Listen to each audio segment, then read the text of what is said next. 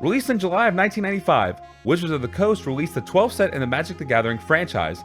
Named Chronicles, this is the first compilation set ever created.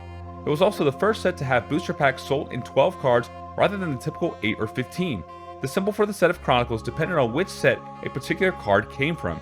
The expansion sets included in Chronicles came from Arabian Nights, Antiquities, Legends, and the Dark. Chronicles introduced no new cards and had white borders, since all the cards are reprints.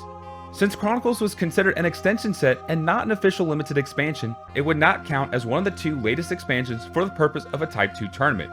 Players could use Chronicle cards in the same way they use cards from the core sets, and Wizards of the Coast planned to keep the Chronicles expansion in print as long as the demand was there. The purpose of the Chronicles set was to keep a steady source of Magic cards available and make it easier for new players to get their hands on popular cards and make more competitive decks, since cards before Chronicles was much harder to come by and for new players to be competitive in the standard format. The idea at the time of creating the set was the thought of doing the best of 1994. Cards from the past expansions were difficult to find or were too expensive for numerous players.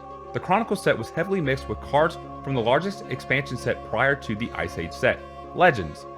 Tough decisions had to be made for this set, however.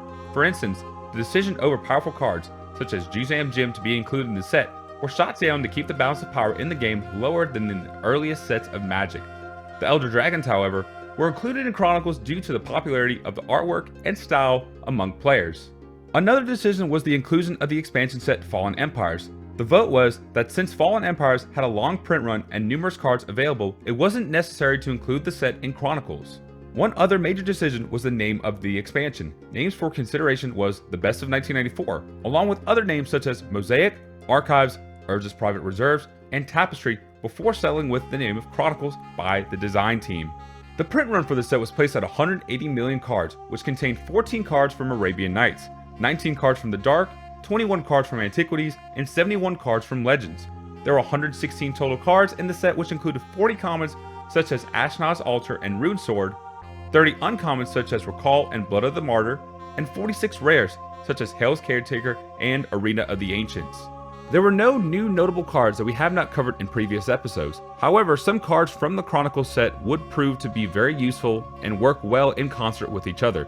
Arabian Nights, Urnam Gym, and 4th edition's Armageddon would come into the standard format to make very powerful decks. Other noteworthy things that happened were very valuable cards were excluded from the Chronicles set, making card collectors very unhappy with the glut of cheap copies of the Elder Dragons and other cards from previous sets. The last thing to note was the player's opinion on how big the standard size set was at the time. This triggered a statement from Bill Rose, who was Vice President of R&D, quoting, "Wizards has no plans for another reprint expansion. We will continue to publish new editions of the core set with new and different reprints, as well as include reprints and expert level expansions. We're happy with the standard card pool size maxing out at around 1500. 2 3-set blocks plus 1 core set is just over 1500 cards." This rough pattern of card creation would continue on until the creation of the Modern Masters series. A sealed booster box of Chronicles is worth around $275. So that is all we have for this episode of Card Anthology. Please leave a comment below to tell us what your favorite card was, what your worst card was, or some of the strategies that were going on at the time. We always like to know the opinions of our viewers and subscribing every time they watch an episode of Card Anthology. If you are brand new to this channel and you like the content that you see, please hit that like button and subscribe to the channel for more content from the Card Bazaar. Please also visit us at www.facebook.com/cardbazaar361 and follow us on Twitter at cardbazaarCC.